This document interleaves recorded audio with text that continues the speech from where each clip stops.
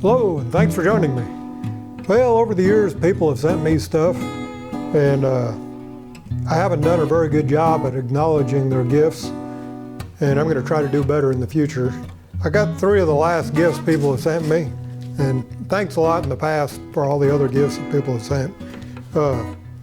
Somebody sent me, well, his name is Jay, he lives in Illinois, sent me 2 precision ground sharpening stones. They're aluminum oxide, they're for deburring machine surfaces. I haven't tried them yet, but I'm sure they'll be useful. He also sent me a 1/2-inch Jacob Super Chuck, and I haven't used it yet, but I did try it and check the run out on it, and it was really pretty good. I'm going to put that in my friction drive drill press. And a guy named Haas Anderson sent me these. One's a cut knurler tool that he made. Did a really good job on it. It's to use on a lower power or smaller lathe, and I'm sure it'll work fine on mine, but he's got a mini lathe. I'm sure my lathe has quite a bit more power. But this knurling tool cuts the knurl rather than embedding the knurl into the stock. I've never tried one. We're going to give that a try in a few minutes here. Came with an extra wheel. Thanks, Ross. He also made me a burnishing tool. I'm sure many of you have seen these. It's got a bearing that supports, a sealed ball bearing that supports a bearing here. And the way I understand it, you just run it into the stock and it'll create a really smooth surface. But we'll give that a try too. Excuse me. And then today, a guy named Jim out in California sent me this. Thanks in advance, Jim. I haven't completely got into it yet to see what's in there. I did take a glance. It's a lot of stuff. He was going to send me some TIG rods, various different colored TIG electrodes to try on my TIG welder. And I've not tried all the different colors. It'll be interesting to see what effect they have. It's green, red, mostly red and green, different sizes. That'll be interesting. All I've used so far is blue, which is kind of a general purpose rod. That'll be nice. Be interesting to see how they do. And there's a big box of goodies here. Let me zoom in a little bit. Right here, he's got some small flap wheels running the drill press or in a hand drill. A couple of them there. There's a third one, a little bit bigger. Those will be handy. And springs. Pop rivets. This is a mandrel for a rivet gun. I don't really know. Here's the bag for it. Rivet nut mandrel. Rivet nut. Oh, I know what this is. I know what that is. I got one of those. It's for putting in hollow rivets and sheet metal. I don't know if I have this size. It might be handy. A bunch of washers. I got several. Another sanding flap wheel. Another couple. Those will really be handy. Washers. These are the type that are not real large in diameter on the outside. They are American or U.S. inch base. They're 5/16. I thought they were metric at first, but they're 5/16. 3 packs of those. I will never ever run out of alamites. Not that size anyway. Another bag of washers. A couple of toggle switches in here. Can't have too many toggle switches. Got a nice long lever on them. Another one. Clevis pins, looks like 3/16. Yeah, 3/16 Clevis pins. Couple of packages of push to connect couplers, 3/8. More alamites. He's got an extension on them. Barbed fittings. I don't know what this is. Rotocut Max Pilot pin. No idea. Looks like a center. Could be used for a center punch, I guess. And these here are I think, push connector.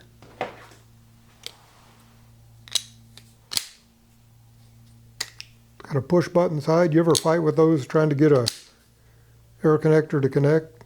That might be a better method. I've never seen it like that. I'll have to give that a try. I don't know if it's for this fitting that I got on my air guns or not.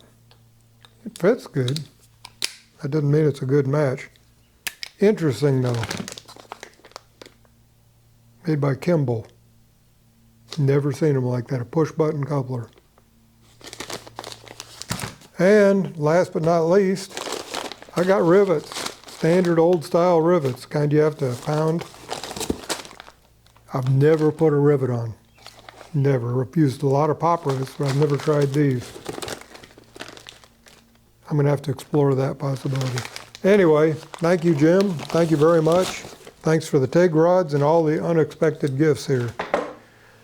Well, let's move on to trying these cut knurler that Os Anderson sent me from Carolina. First thing I noticed here is he made a 5/8 shank. That definitely won't fit his lathe, and I had to use an oversized tool holder. Most of my tool holders are just a little over 1/2 inch. But that's okay. I got the 5/8 tool holder, so we're going to give this a try. And I've never used one of these before, so this is 100% experimental. I don't know whether it needs to be on center or not. We're going to find out.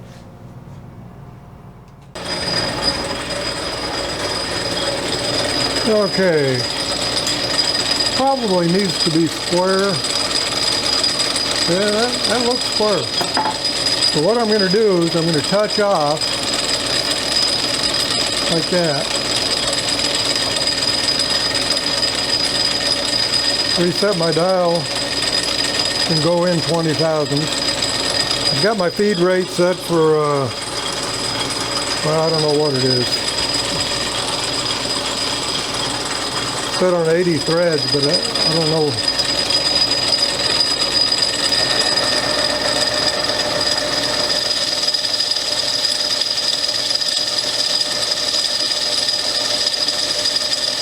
Maybe too big a set. I probably should have oiled it.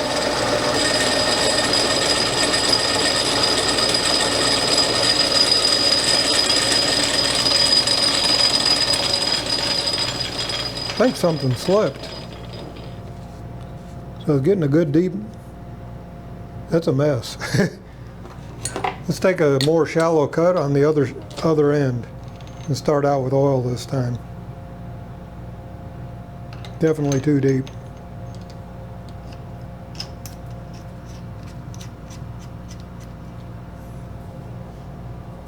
Probably ought to contact Haas and see how to use this thing, but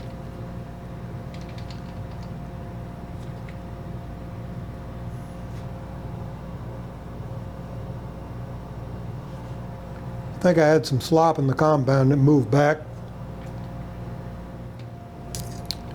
I suspect it's going to have to be slightly below center to work. I'm going to go below center.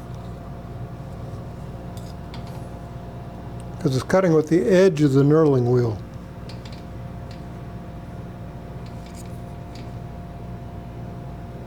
Let's give that a try. Okay. I'm set at 0. Used plenty of oil this time.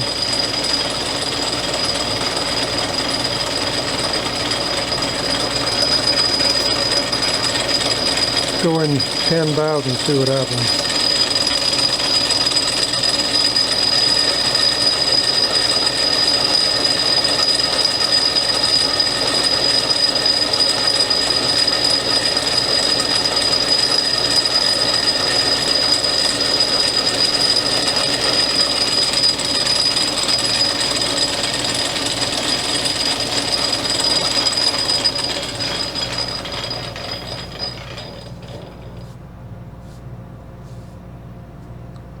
Okay, it missed like it made a double line there. That tells me it probably needs to be a little bit heavier cut.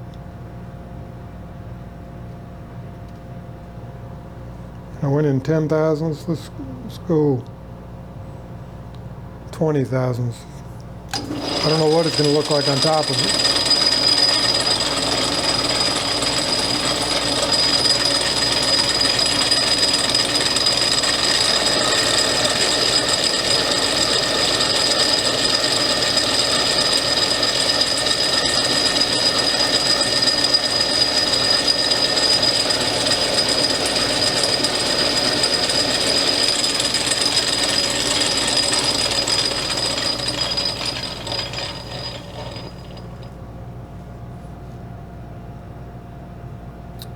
Well, the second part of that knurl looks good,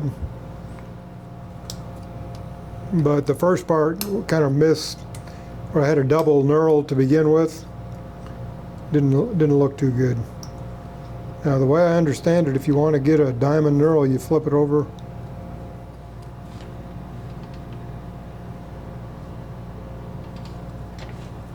Okay, reset it to 0, and now I'll go 20 deep. Maybe too deep.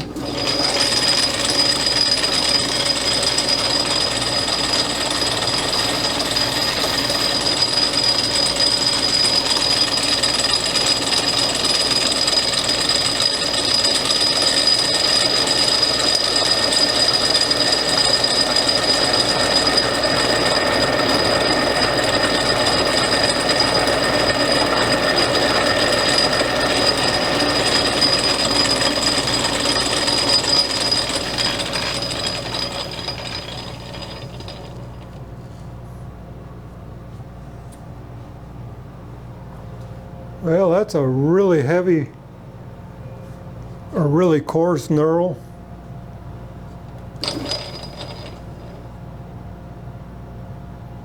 I'm gonna have to do a little investigating on that. See what the best method is for that.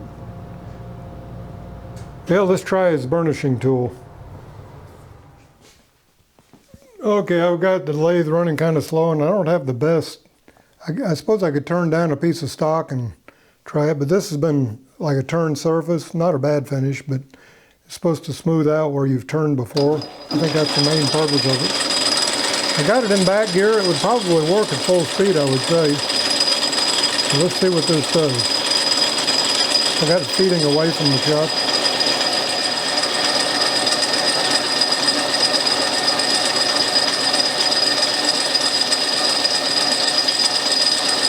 I don't know if I'm supposed to be using oil on this or not. Probably wouldn't hurt.